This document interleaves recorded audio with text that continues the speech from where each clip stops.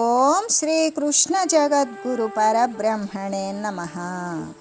ఓం నమో శ్రీ వేదవ్యాసాయ నమః. ఓం మద్గురు శ్రీ పూర్ణానంద స్వామినే నమః. ఓం శుక్లాం భరధరం విష్ణుం శశివర్ణం చతుర్భుజం ప్రసన్నవదనం ధ్యాయేత్ సర్వవిఘ్నోపశాంతయే. ఓం వ్యాసాయ విష్ణురూపాయ వ్యాసరూపాయ విష్ణవే నమో వై బ్రహ్మనిధయే వాసిష్ఠాయ నమో నమః. ఓం నారాయణం నమస్కృత్య నరం చైవ నరోత్తమం దేవీం సరస్వతీం వ్యాసం తతో జయముదీరయేత్. శ్రీ భగవద్గీత ఆత్మ సంయమ యోగము. అయితే ఆచరణ వేదాంతాన్నే పరమాత్మ ఉపదేశిస్తూ ఉన్నారు. ఒకనికి సరిగా ఆచరణ వేదాంతము అనేటువంటిది వంటబట్టిందా లేదా అనేటువంటిది కూడా తన యొక్క ఆచరణ ద్వారానే తెలుస్తూ ఉంటుంది. వాక్కుతో అయితే మాటతో అయితే అంతా బ్రహ్మమే, అంతా దైవస్వరూపమే, సర్వం ఆత్మమయం అని చెబుతూ కూడా ఇతర ప్రాణులకు అపకారం చేయడం అనేటువంటిది సరి ఒక పద్ధతి కానే కాదు కదా. అనే సర్వము బ్రహ్మస్వరూపమైతే తిరిగేటువంటి జంతువులను చంపి తినేస్తూ ఉన్నారు కదా, అది అనుభవ వేదాంతము అవుతుందా? కాదుగా.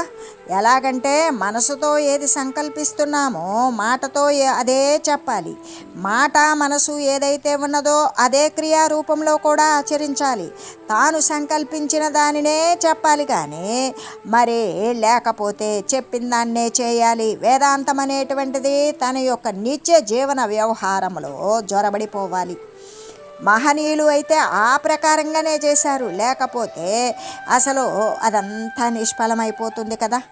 అంతటా ఒకే ఆత్మ ఉన్నది అనే సిద్ధాంతము ఆచరణ యందు ఉంచినప్పుడు సమస్త ప్రాణుల పట్ల కూడా అపారవారమైనటువంటి దయ కలుగుతుంది, ప్రేమ కలుగుతుంది, కరుణ కలుగుతుంది. తన దేహానికి తన మనసుకి తాను తనకు ఎటువంటి సుఖము శాంతి దుఃఖము లేకుండా ఉండడం ఉంటుందో అదే ఇతరుల విషయంలో కూడా భావించుతాడు. ఇదే కదా ఆత్మౌపమ్య స్థితి అనేది. ఈ ప్రకారంగానే సుఖాలయందు దుఃఖాలయందు కూడా తనతో పాటు సమానంగా ఇతరులను కూడా చూసేటువంటి యోగి మాత్రమే యోగులు అందరిలో కంటే కూడా సర్వశ్రేష్ఠుడు ఉన్నతముడు అని భగవానుడు చెప్పి ఉన్నారు. కాబట్టి మనుషులలో శ్రేష్టత్వము ఎవరి మీద ఆధారపడి ఉంది అంటే వారి వారి ఆచరణపైనే ఆధారపడి ఉన్నది అని కదా మనకి భగవంతుని యొక్క మాటల ద్వారా స్పష్టమవుతూ ఉన్నది. కాబట్టి ఓ జీవులారా అంతా బ్రహ్మమే అనే సిద్ధాంతాన్ని ఆచరణలోనికి తీసుకొని వచ్చి సర్వజీవుల పట్ల కూడా ప్రేమను కారుణ్యాన్ని వర్షింపజేయండి. అప్పుడే మీరు నిజమైనటువంటి భక్తులు యోగులు కాగలుగుతారు అని ఇక్కడ నిస్సందేహంగా పరమాత్మ తెలియజేశారు. ఈ వాక్యాలు వాచా వేదాంతులైనటువంటి సోమరిపోతుల యొక్క గుండెలను చీల్చివేస్తూ ఉన్నవి. వారు వినలేకపోతున్నారు. వారికి ఇవి కఠోరమైన మాటలుగా అనిపిస్తూ ఉన్నవి. ఆధ్యాత్మ రంగమునైతే వాచా వేదాంతానికి సోమరితనానికి అసలు అవకాశం లేకుండా చేయడానికి కాబోలు ఇటువంటి తామసికమైన అజ్ఞానాన్ని నశింపజేసేటువంటి ప్రభంజకమైనటువంటి మాటలను భగవానుడు అప్పుడప్పుడు కూడా పలుకుతూ ఉన్నారు. కాబట్టి మోక్షము చెందాలి అనుకునేటువంటి ముముక్షువులంతా కూడా జాగరూకులై ఉండాలి. సర్వము కూడా విశ్వమంతా నిండిపోయినటువంటి ప్రకృతి అంతా కూడా పరమాత్మ ద్వారానే జనించినటువంటి సర్వము నిండినటువంటి ఏ సత్తా సామాన్య స్థితిలో ఉండి సర్వము కూడా ఏకమైనటువంటి రెండవది లేనిది అయినా ఆ పరబ్రహ్మతత్వాన్ని నువ్వు పట్టుకోవాలి. అందుకే సర్వము కూడా బ్రహ్మము చేతనే కల్పించబడింది. కాబట్టి కల్పించబడిన వాడు బ్రహ్మమైతే కల్పించబడింది కూడా ఆ వస్తువు కూడా బ్రహ్మము నుండి జాలువారినప్పుడు అది కూడా బ్రహ్మమే కదా. ఇటువంటి పరమార్థ సూత్రాలన్నీ కూడా ఆచరణ యందే ఉంచుకోవాలి. సర్వభూతములను కూడా తనలాగే చూసుకోవాలి. సర్వ ప్రాణికోట్లను కూడా తనలాగానే చూస్తూ దయతో నిండిపోయినటువంటి హృదయం కలిగిన వారై వర్తించాలి. అటువంటి వారే కదా భగవంతుని దృష్టిలో సర్వశ్రేష్ఠులు అయి ఉన్నారు. అని చెబుతూ, అదే మనకి వెస్ట్రన్ కంట్రీస్లో అయితే, పశ్చిమ దేశాల ఎందైతే మతమునందు కానీ సంగమనందు కానీ మనకి బ్రదర్హుడ్ అనేటువంటి దానికి, సోదరత్వానికి జనులు చాలా ప్రాముఖ్యతను చూపిస్తూ ఉన్నారు. మంచిదే, కానీ అది సరిపోతుందా? చాలదు. ఎందుకంటే సోదరుల్లో కూడా అనేక రకాలైన, ఒకరితో ఒకరు ఎన్నో రకాలైనటువంటి వ్యత్యాసాలు, తేడాలు, భేదాలు, అభిప్రాయ భేదాలు, వైరాలు ఉదయిస్తూనే ఉన్నవి అన్నదమ్ముల మధ్య కూడా. కాబట్టి సోదరత్వము అనేటువంటిది ప్రేమ యొక్క పరాకాష్ఠను సూచిస్తుందా? చేతగాదు. అందుకే భగవద్గీత అనేటువంటి గ్రంథాలు కానీ, ఉపనిషత్తులు కానీ ప్రేమ యొక్క కడమస్థితిని, చరమస్థితిని బోధిస్తూ ఆత్మౌపమ్య భావము అనేటువంటిది జనులలో ఉద్బోధిస్తూ ఉన్నది. సోదరత్వాన్ని దాటివేస్తుంది. ఒక మెట్టు ఇంకా పైకి పోతుంది. విశ్వమంతా కూడా ఒకే ఆత్మరూపాన్ని కౌగిలించుకున్నట్లుగానే చేస్తూ ఉన్నవి. ఒకే ఆత్మరూపాన్ని సందర్శించినట్లు, ఒకే ఆత్మరూపమై ఉన్నట్లుగా, ఒకే ఆత్మరూపాన్ని అంటి ఉన్నట్లుగా చేస్తూ ఉన్నది. ఇదే కదా గీత యొక్క, ఉపనిషత్తుల యొక్క ఘనత. హిందూ మత సిద్ధాంతం యొక్క ప్రకర్షత, హైందవ మతం యొక్క ఈ విధంగా దాని యొక్క ప్రకర్షత అని చెబుతూ, అంటే ఇక్కడ ఈ శ్లోకంలో మనకేమని తెలియజేయబడింది? సర్వత్రా అని చెప్పి ఉన్నది. సర్వత్రా అని చెప్పినందువలన ప్రేమ చూపవలసినటువంటిది ఏ ఒకరిద్దరిపైనో కాదు, కేవలము మానవులపైననే కాదు అని సమస్త చరాచర భూతకోట్ల ఎడల దయా మొదలైనటువంటి సద్గుణాలను ప్రదర్శించాలి అని కదా స్పష్టపడుతూ ఉన్నది. అందుకే సర్వులను కూడా తనలాగానే చూస్తూ ఉండాలి. దీనిని గురించే మనం ఒక ఉపమానాన్ని తెలియజేసుకుందాం. పూర్వకాలంలో ధనవంతుడైనటువంటి ఒకానొక వర్తకుడు ఉన్నాడు. అతనికి చాలా ఆస్తి ఉంది. 2 కుమారులు కూడా ఉన్నారు. కొంతకాలానికి అతడు వృద్ధుడయ్యాడు, మరణించాడు. అతనికి ఉన్నటువంటి ఆ వృద్ధుడు అంటే వాళ్ళ తండ్రి చనిపోయిన తర్వాత ఆ 2 కుమారులు కూడా ఏం చేశారంటే, తండ్రి గారు సంపాదించినటువంటి ఆస్తిని చెరి సమానంగా పంచుకోవడానికి నిశ్చయించుకున్నారు. ఒకనాడు సామాన్లన్నీ కూడా విభజిస్తూ ఉన్నారు. 2 ఇళ్ళు ఉండగా చెరొక ఇల్లు తీసుకున్నారు. 2 బీరువాలు ఉంటే చెరొక బీరువా తీసుకున్నారు. 2 రోళ్ళు ఉంటే చెరొక రోలు పంచుకున్నారు. కానీ రోకలు మాత్రం ఒకటే ఉన్నదంట. అక్కడే పేచీ వచ్చి పడింది. అది ఎవరికి పోవాలి, ఆ రోకలి అనేటువంటిది ఎవరికి తేలలేదు. ఎవరికి వారు మాకు కావాలంటే మాకు కావాలి అని 2 కొడుకులు కూడా పోటీ పడిపోయారు. సరే, మధ్యవర్తుల్ని పిలిచారు. వాళ్ళు వచ్చారు, ఎంతో నచ్చజెప్పారు. కానీ ఆ మహా వస్తువును వదలడానికి, అది పెద్ద వస్తువా కాదుగా, ఎవ్వడూ అంగీకరించలేదు. చివరకు విధి లేక ఏం చేశారు, ఆ రోకల్ని 2గా త్రుంచారు, ఇరక్కొట్టేసి ఇక ఆ త్రుంచేసి చెరొక సగం ఇవ్వడానికి మధ్యస్థులు తీర్మానించారు. అలా ఎరక్కొట్టక మునుపు వాళ్ళు ఆలోచనాప్రాయంగా ఉన్నప్పుడు కూడా అక్కడ కూడా ఇంకొక ధర్మ సమస్య ఉదయించింది. ఏంటది? రోకలి పొన్ను వైపు ఒకటి, అంటే రోకలి పై భాగం ఎవరికి పోవాలి, క్రింద భాగం ఎవరికి పోవాలి అనేటువంటి, ఇలా ఎరక్కొట్టిన తర్వాత చెరి సగం తీసేసుకోండి అని చెప్పడానికి నిశ్చయించుకున్నాక, ఈ రోకలి పోటు వేసేటువంటి పై భాగం ఎవరికి పోవాలి, క్రింది భాగం ఎవరికి పోవాలి అనేటువంటి పేచీ మళ్ళీ వచ్చింది. అయితే క్రింది భాగం రోకలికి పొన్ను ఉంది కదా, కాబట్టి పొన్నుండే సగం భాగం నాకు కావాలి అని సోదరులు, ఆ 2 అన్నదమ్ములు కూడా మళ్ళీ కూడా స్పర్ధ అంటే పోటీ మళ్ళీ చేయసాగారు. మళ్ళీ పోటీ పడుతున్నారు. గొడవ పెద్దదైపోతుంది. అప్పుడు సమీపంలోనే ఒక గొప్ప న్యాయవాది ఉన్నాడు. అతనికి అప్పుడు దాదాపు 100 సంవత్సరాల క్రితంలో 100 రూపాయలు ఫీజు ఇచ్చి పిలిపించుకున్నారు. అతడు వచ్చాడు. పరిస్థితిని సాకల్యంగా జీర్ణం చేసుకున్నాడు. ఈ క్రింది విధంగా తీర్పునిచ్చాడు. ఏమని? సోదరులారా, తొందరపడకండి. ఇరువురికి కూడా న్యాయం అనేటువంటిది కలుగుతుంది. ఈ రోకలను అడ్డంగా కాకుండా నిలువుగా 2 బ్రద్దలు చేసినట్లయితే, చీల్చివేసినట్లయితే పొన్నులో సగం ఒకరికి, సగం మరొకరికి సరి సమానంగా రాగలుగుతాయి. కాబట్టి ఆ ప్రకారంగా చేయవలసిందే, పేచీ ఉండదు. మీ యొక్క తేడా మనస్తత్వాలు నశించిపోవడానికి ఇదొక్కటే మార్గం అని చెప్పి ఆ 100 రూపాయలు పుచ్చుకొని వెళ్ళిపోయాడు. సరే అయితే ఇకప్పుడు వారు కూడా అట్లాగే చేశారు, నిలువుగా చీల్చారు, సంతోషపడ్డారు. కానీ ఆ రోకలి 2గా నిలువుగా చీల్చడం వల్ల ఆ రోకలి ఎవ్వరికీ కూడా ఉపయోగపడలేదు కదా. అంటే ఇక్కడ సోదరత్వం యొక్క ఆధునిక వికట స్వరూపం ఎటువంటిదో మనకిక్కడ మొచ్చుకిక్కడ తెలుపబడింది కదా. అంటే దైనందిన జీవితమునందు, రోజువారీ జీవితంలో ఇటువంటి ఘటనలు లోకంలో ఎన్నో జరుగుతూ ఉన్నాయి. ఎందుకు అక్కడ వస్తువులోన సమానత్వం లేదు అంటే కాదు, మనసులలో సమానత్వం లేదు, సర్దుబాటు లేదు. అంటే అన్నదమ్ములే ఒకరికొకరు ఎంత ఆప్యాయంగా ఉన్నప్పటికీ ఒకరికి మరి ఒకరు వేరుగా ఉన్నవారే అవుతారు కదా. అందుచేత ద్వితీయ భయం భవతి అన్నట్లుగానే తనకంటే వేరుగా ఉన్నవాని మీద పరిపూర్ణమైనటువంటి అంటే 100% కూడా ప్రేమ అనేది పుట్టుకు రావడం అనేది చాలా అరుదు కదా. ఏవో ఒక భయాల మధ్య అడ్డుపడి పీడిస్తూనే ఉంటాయి. కాబట్టి సోదరత్వాన్ని దాటాలి, ఒక మెట్టు పైకి పోవాలి.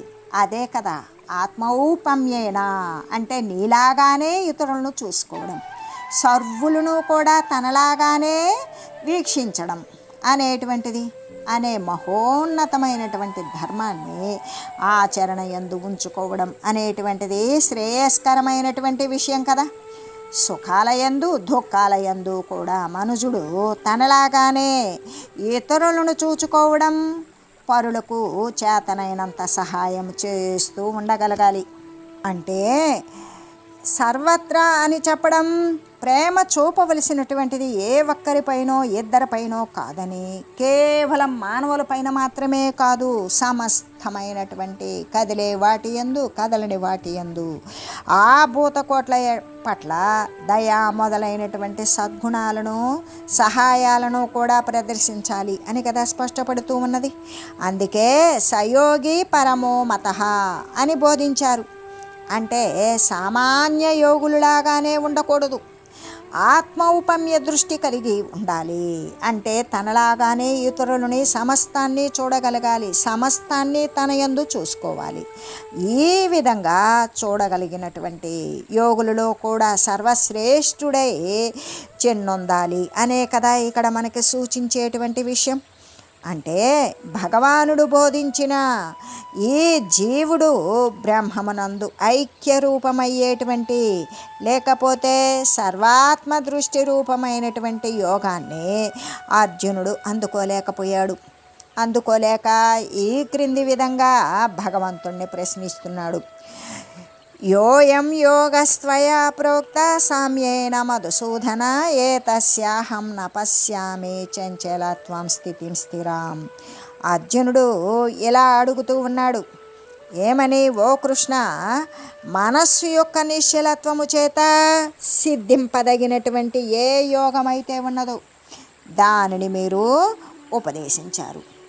ఆ ఉపదేశించినటువంటి యోగము దాని యొక్క ఆ యోగము యొక్క స్థిరమైనటువంటి నిలుకడను మనస్సు యొక్క చపలత్వం వలన నేను మనసు చంచలంగా ఉండడం చేత నేను మీరు బోధించినటువంటి మనోనిశ్చలత్వము చేత సిద్ధించినటువంటి యోగాన్ని గురించి నేను అర్థం చేసుకోలేకపోతూ ఉన్నాను అనే చెబుతూ ఉన్నాడు. ఏమని? శ్రీకృష్ణ పరమాత్మ ఆత్మతత్వాన్ని గురించి గంభీరంగా బోధిస్తూ పోతూ ఉన్నారు. ఆ జ్ఞానబోధ కొనసాగుతూ ఉన్నది. అకస్మాత్తుగా ఉన్న పలంగా అర్జునుడు మధ్యలో తనకు కలిగినటువంటి సందేహాన్ని అడిగివేశాడు. ఏమని?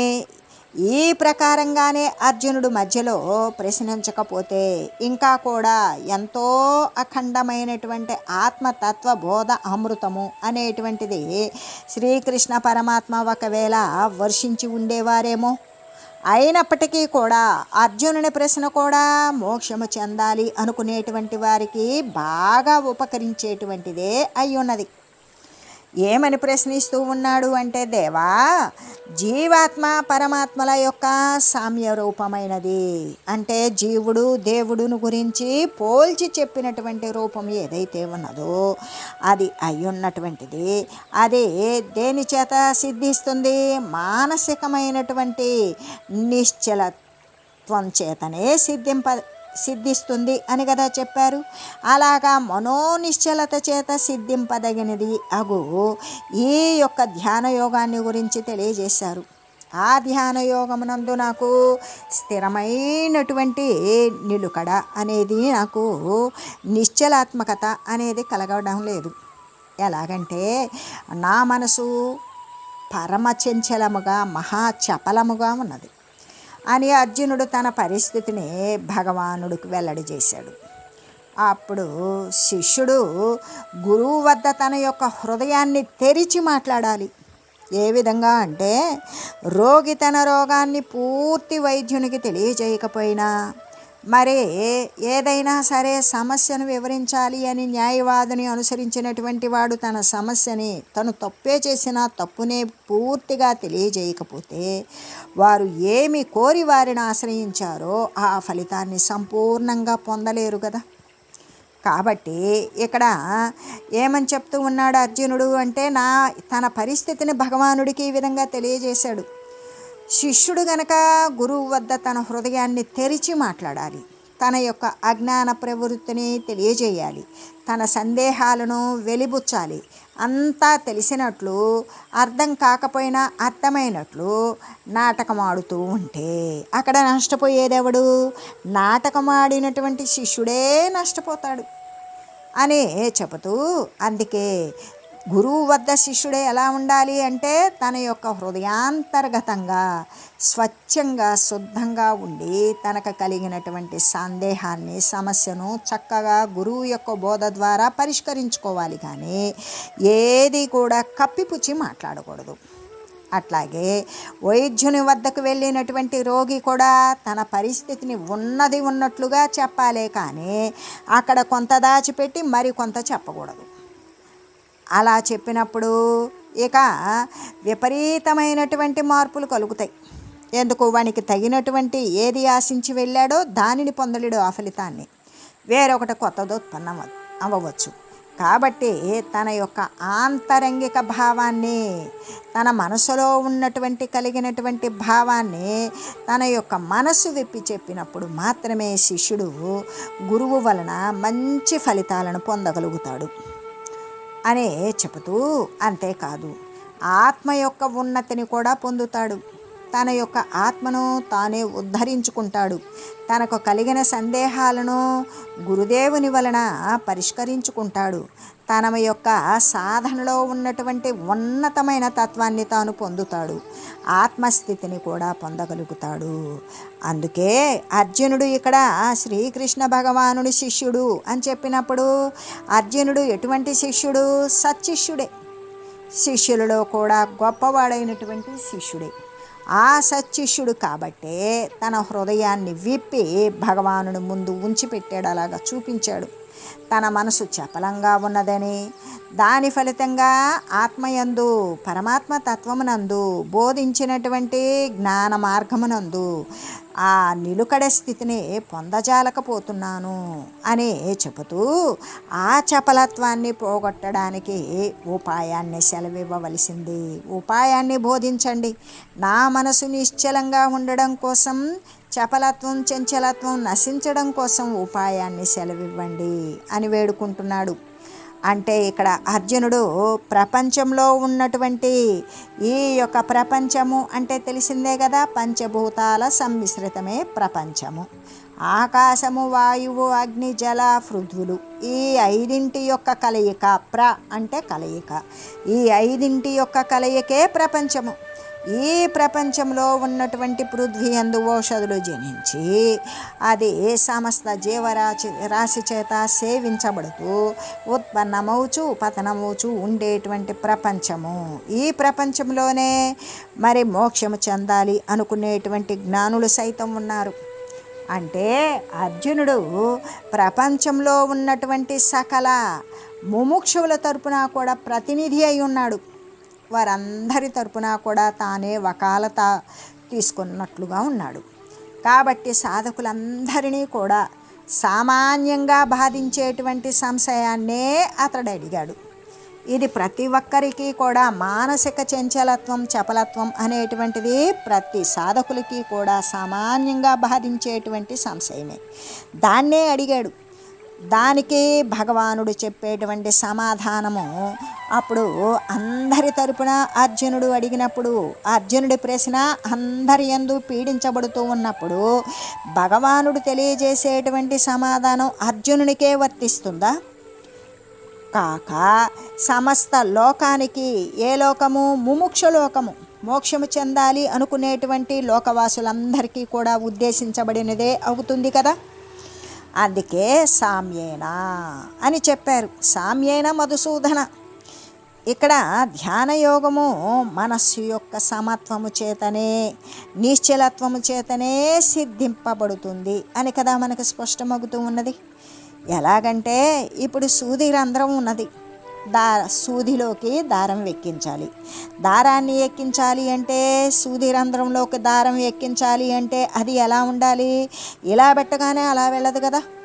అది ఏకాగ్రంగా ఉండాలి, నిశ్చలంగా ఉండాలి. సన్నని రంధ్రంలోకి ఈ దారం ప్రక్కకు పోకుండా మళ్ళీ ఆ రంధ్రంలో నుండి బయటకు వచ్చిన దాన్ని ఇంకో ప్రక్క లాగి ఉన్నప్పుడే సూదిలోనికి దారం ఎక్కించడం అనే కార్యం ముగుస్తుంది. అట్లాగే మనసులు బ్రహ్మరంధ్రములో, అంటే ఆ యొక్క మోక్షస్థానమైనటువంటి మోక్షద్వారంలో ప్రవేశించాలి అన్నప్పుడు ఆ మనసు ఎంత నిశ్చలంగా ఉండాలి. ఒక్క సన్నని దారం, సన్నని సూక్ష్మమైన సూది రంధ్రంలోకి ఎక్కించాలంటేనే ఒకంత ఏకాగ్రత పాటించామే, ఒక నిశ్చలత్వం పాటించామే.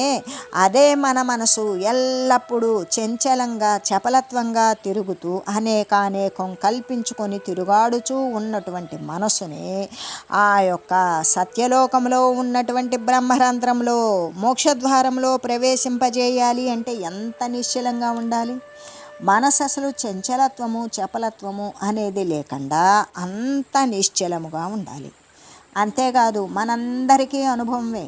మనం ఇప్పుడంటే అన్నీ కూడా మొబైల్ ఫోటోలు వచ్చినాయి. ఇవి ఎట్లయినా సరే కదులుతూ ఉన్నప్పుడు ఫోటో తీస్తే ఏమవుతుంది? బ్లర్ అవుతుంది. అది ఆ విషయం అందరికీ తెలిసిన విషయమే. అందుకే ఒకప్పుడు మనం ఏదైనా అవసరార్థం ఫోటోలు కావాలి అంటే స్టూడియోలకే వెళ్ళేవాళ్ళం. ఇప్పటికీ స్టూడియోలో అవసరం అనేటువంటిది తప్పనిసరి అవుతూనే ఉంది అప్పుడప్పుడు కూడా. అయితే స్టూడియోకి వెళ్ళినప్పుడు ఫోటో తీసేటప్పుడు వ్యక్తి ఎలా ఉండాలి? నిశ్చలంగా ఉండాలి, కదలకుండా ఉండాలి. అలా ఉన్నప్పుడు మాత్రమే బొమ్మ సరిగ్గా పడుతుంది. అలా నిశ్చలంగా లేకుండా అటు ఇటు కదులుతూ రెప్పలారుస్తూ ఎటో చూస్తూ ఏదో చేస్తూ ఉంటే ఆ బొమ్మ సరిగా పడుతుందా? పడదు కదా. కాబట్టి మనసు కూడా అంతే, చపలం లేకుండా. మరి ఒకవేళ చపలంగా ఉన్నట్లయితే ధ్యేయ వస్తువుని సరిగ్గా అనుభూతం చేసుకుంటుందా? తన అనుభవ సిద్ధికి పరమాత్మ వస్తువు అనేది మానసికంగానైనా సరే అంతర్గతంగానైనా సరే పరమాత్మ వస్తువును తాను సాక్షాత్కరించగలుగుతాడా? లేదు కదా. అలా సాక్షాత్కరించాలి అంటే మనసు నిశ్చలంగా ఉండాలి. ఆ విధంగా ఉన్నప్పుడే ధ్యేయ వస్తువు సరిగా అనుభూతం అవుతుంది. అలాగే అర్జునుడు కూడా అటువంటి మనసు యొక్క నిశ్చలత్వము అనేటువంటిది ఇంకా కలగలేదు కాబట్టి దానిని గురించి భగవానుని ఇలా ప్రశ్నించాడు. అంటే సామ్యేన అనేటువంటి పదానికి సమదృష్టి రూపముతో లేకపోతే సర్వాత్మ దృష్టి రూపముతో అని కదా మనం ఇక్కడ అర్థం చెప్పుకోవచ్చు అని చెబుతూ, యోగము అనేది దేని చేత సిద్ధిస్తుంది అంటే మానసిక పరమైనటువంటి నిశ్చలత్వం, చంచలత్వం లేకుండా ఉండడం చేతనే మానసికమైనటువంటి సమత్వము చేతనే సిద్ధిస్తుంది. మనసు గనక చపలంగా ఉన్నట్లయితే యోగమందు స్థిరమైనటువంటి నిలుకడ, స్థిరత్వం అనేది కలుగదు కదా. కాబట్టి మనసును నిగ్రహించడం బహు కష్టము అని భగవానుడితో అర్జునుడు తెలియజేస్తూ, చంచలం హి మనః కృష్ణ ప్రమాధి బలవదృఢం తస్యాహం నిగ్రహం మన్యే వాయోరివ సుదుష్కరం. ఓ కృష్ణ, మనస్సు చంచలమై ఉన్నది. అంతేకాదు ఆ చంచలత్వంతో ఒక నిశ్చయాత్మకమైనటువంటి స్థితి లేకుండా విక్షోభాన్నే కలగజేస్తూ ఉన్నది. అందులో బలీయమై బలవంతమైనది, దృఢమైనది కూడా కదా. కాబట్టి అలా చంచలమై ఎల్లప్పుడూ కూడా విక్షోభాన్ని కలగజేసి బలవంతమై ఘనీభవించి దృఢపడి ఉన్నటువంటి దానిని, అటువంటి మనసుని నిగ్రహించడం అనేటువంటి దానిని గాలిని అణుచిపెట్టేదానిలాగానే మిగుల కష్టసాధ్యమైనది అని కదా నేను తలుస్తూ ఉన్నాను అని అర్జునుడు అడుగుతూ, ఓం మంగళం పావన గీతామాత జయ మంగళం భక్తజనావణి బంధ విమోచని భవభయహారిణి భవ్యదాయిని మంగళం. ఓం మంగళం శ్రీ కురుక్షేత్ర రణక్షోణి విహారిణే పార్థసారథి రూపాయ గీతాచార్యాయ మంగళం. ఓం మంగళం మహత్.